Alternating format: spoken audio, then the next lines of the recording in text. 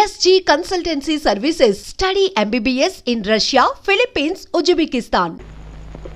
నమస్కారం నరసింహ. ఓ డాక్టర్ గారా, కూర్చోండి. ఏమిటి విశేషాలు? మీ పెద్దమ్మాయి జానకి పరిస్థితి చాలా ప్రమాదంగా ఉంది. ఇచ్చిన మందులు ఏవీ వేసుకోకుండా మంకుపట్టు పట్టు కూర్చుంది. ఈ పరిస్థితి ఇలాగే కొనసాగితే ఆవిడ అట్టే రోజులు బ్రతకదు. కాస్త మీరైనా. డాక్టర్ గారు, మీకు తెలియదా, నా పెద్ద కూతురు జానకి చచ్చిపోయి ఇప్పటికీ 5 సంవత్సరాలు అవుతుంది. మళ్ళీ దానికి జబ్బు చేయడం ఏమిటి, చచ్చిపోవడం ఏమిటి? మీరొచ్చింది ఇందుకే అయితే మీరిక వెళ్ళొచ్చు.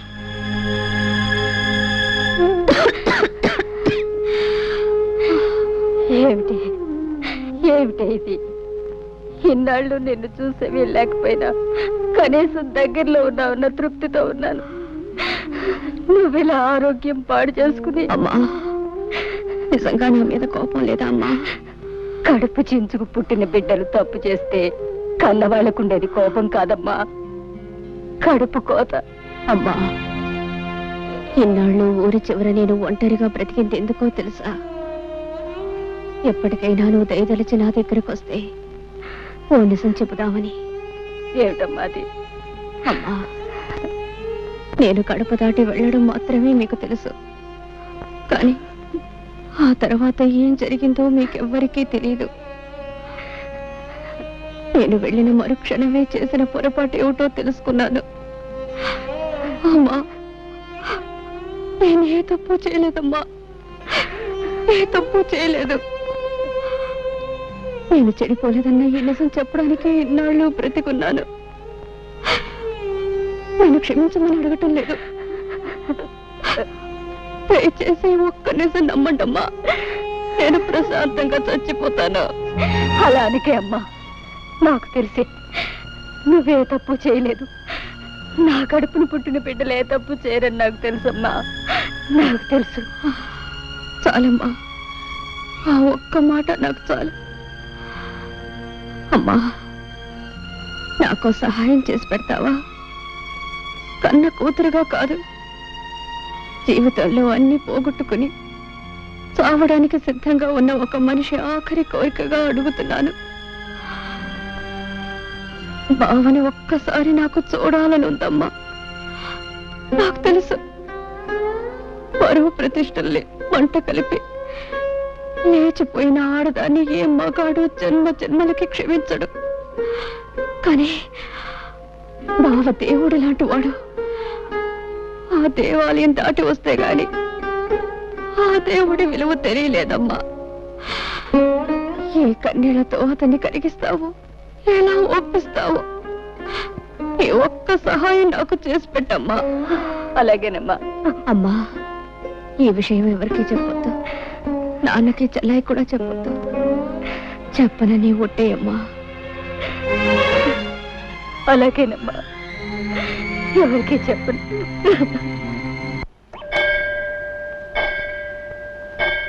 అత్తయ్య, మాట్లాడాలన్నావట. నేను చెప్పే విషయం ఎవరికి తెలియకూడదు బాబు, అందుకే ఇక్కడికి రమ్మన్నాను. ఏమిటత్తయ్య అంత తెలియకుండా విషయం? అదే అదే నీకు ఎలా చెప్పాలో తెలియటం లేదు బాబు. అదేంటత్తయ్య, నేనేం పరాయి మనిషినా? నా దగ్గర సందేహం ఎందుకు చెప్పు. నేను రాత్రి జానకి దగ్గరికి వెళ్ళాను బాబు. బాబు, ఒక్క మాట విని వెళ్ళు. కన్న బిడ్డ చావు బ్రతుకుల్లో ఉంటే కడుపు తీపి చంపుకోలేక కడసారిగా దాన్ని కళ్ళారా చూద్దామని వెళ్ళాను. ఈ తల్లి చేసింది తప్పనుకుంటే వెళ్ళు. జీవితంలో తొలిసారి అమ్మా అని పిలిచిన బిడ్డ మీద కన్న తల్లిగా కాస్త దయా జాలి చూపించటం న్యాయం కాదనుకుంటే వెళ్ళు బాబు, వెళ్ళు. అది నా చేతులు పట్టుకుని ఏడ్చింది. గడప దాటి బయటికి వెళ్ళినా నేనే తప్పు చేయలేదమ్మా అని పిచ్చి దానిలా మొత్తుకుంది. బావ కట్టిన తాళి శ్రీరామ రక్ష నన్ను కాపాడిందని కూడా చెప్పుకుంది. బాబు, నిన్నొక్కసారి చూడాలని ప్రాధేయపడింది. బావనొక్కసారి పంపించమ్మా అని నాకు కాళ్ళు పట్టుకుని ఏడ్చింది బాబు. దాన్ని చూస్తే నా గుండెలు తరుక్కుపోయాయి. ఏ తల్లికి ఇలాంటి పరిస్థితి రాకూడదు. తల్లిగా కంటే ఓ ఆడదానిగా ఎక్కువ ఏడుస్తున్నాను. బాబు, జరిగిన దాన్ని బట్టి నిన్ను దాని దగ్గరికి వెళ్ళమనడం తప్పే కావచ్చు, కానీ నువ్వు మంచివాడివని, దయగలవాడివని నిన్ను అడుగుతున్నాను. చావు బ్రతుకుల మధ్య ముగిసిలాడుతున్న దాని చివరి ఆశ నెరవేర్చు బాబు. ఆ పిచ్చి దాన్ని ఒక్కసారి చూసిరా. చిన్నవాడివైనా నీకు చేతులెత్తి మొక్కుతాను బాబు. నా మాట కాదనుకు బాబు.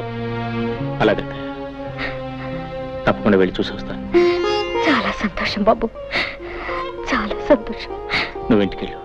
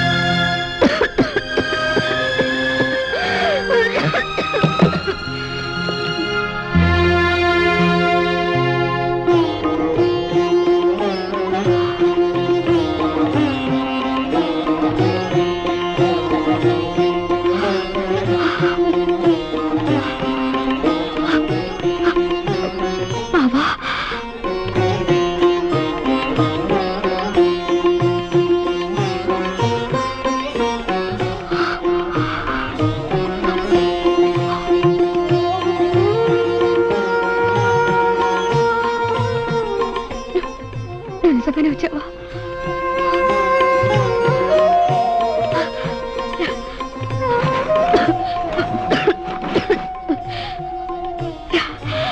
కూర్చో బాబా. బాబా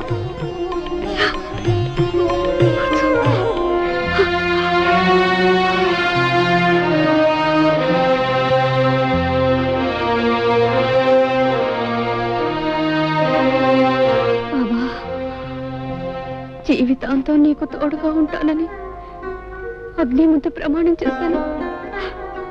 మాట తప్పి వెళ్ళిపోయాను. నీకు తీరని ద్రోహం చేశాను బావా. నీ కాళ్ళు పట్టుకోవడానికి కూడా నాకు అర్హత లేదు. కనీసం నీ నీడనైనా తాకని బావా. నన్ను క్షమించు బావా, క్షమించు. జానకి,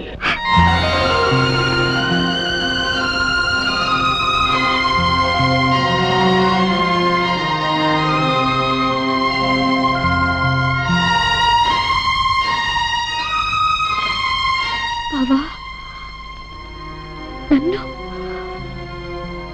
నన్ను పేరు పెట్టి పిలిచావా? ఒక్కసారి ఇంకొక్కసారి నన్ను అలా పిలు బావా. జానకి, చాలు బావా, చాలు. మళ్ళీ నీ నోటితో అలా పిలిపించుకుంటాను అనుకోలేదు. జానకి, బావా, మనస్ఫూర్తిగా నన్ను క్షమిస్తున్నావా? జానకి, చేసిన తప్పు తెలుసుకుని పశ్చాత్తాపడేవాళ్ళని ఆ భగవంతుడు కూడా క్షమిస్తాడు. అత్త ఎంత చెప్పింది. అయితే నువ్వు నన్ను నమ్ముతున్నావా బావా? నిజంగా నేను చెడిపోలేదు బావా. నాకు తెలుసు జానకి, జానకి పవిత్రమైందని నాకు తెలుసు. బంగారు లేడిని కోరుకుని బ్రతుకంతా కష్టాలు పాలు చేసుకుంది ఆ జానకి. అందరి వాటి కోసం ఆశపడి బంగారం లాంటి బ్రతుకుని నాశనం చేసుకుంది ఈ జానకి. నాకే శిక్ష చాలదు బావా. దేవుడి లాంటి నీకు చేసిన ద్రోహానికి నాకే శిక్ష చాలదు. ఇంకా అనుభవించాలి. 7 జన్మలకి అనుభవించాలి బావా. జానకి, ఆడది చిన్న తప్పు చేసిన జీవితం నాశనం అయిపోతుందని చెప్పడానికి నీ బ్రతికే ఒక ఉదాహరణ. ఈ నెమ్మది, ఈ ఆలోచన నీకు అప్పుడే ఉంటే నీ జీవితం ఇలా ఉండేది కాదు. ఇలా ఒంటరిగా దిక్కులేని దానిలో పడవున నిన్ను చూస్తూ ఉంటే. పోన్లే బావా, నాకిలా జరగవలసిందే. చేసుకున్న వాళ్ళకి చేసుకున్నంత అని నాకే శాస్తి జరగవలసిందే. నాకు దొరికిన సౌభాగ్యాన్ని సంతోషాన్ని నేనే దూరంగా విసిరేసుకున్నాను. నా కాపురాన్ని నా చేతులతో నేనే నాశనం చేసుకున్నాను. కళ్ళు మూసుకుపోయి కట్టుకున్న నిన్ను కన్న బిడ్డని కాదని వెళ్ళిపోయాను. ఇదంతా నా కర్మ బావా, ఇదంతా నా కర్మ. బావా, నేను నిన్నో మాట అడుగుతాను, కాదనవు కదూ? ఏమిటో జానకి? బావా, నేనింక ఎక్కువ కాలం బ్రతకను. నీ రాక కోసం, నీ కడసారి చూపు కోసమే పోయే ప్రాణం బిగబెట్టుకొని ఇంతకాలం బ్రతికాను. బావా, నేను నీ భార్యగా కాపురం చేసి ఉంటే నేను చనిపోయిన తర్వాత నువ్వు ధర్మంగా చేయవలసిన పని ఇప్పుడు నేను భిక్షగా కోరుకుంటున్నాను. నేను పోయిన తర్వాత నా శవాన్ని అనాథ ప్రేతంగా వదిలేకుండా నువ్వే తలకొరివి పెడతావు కదూ?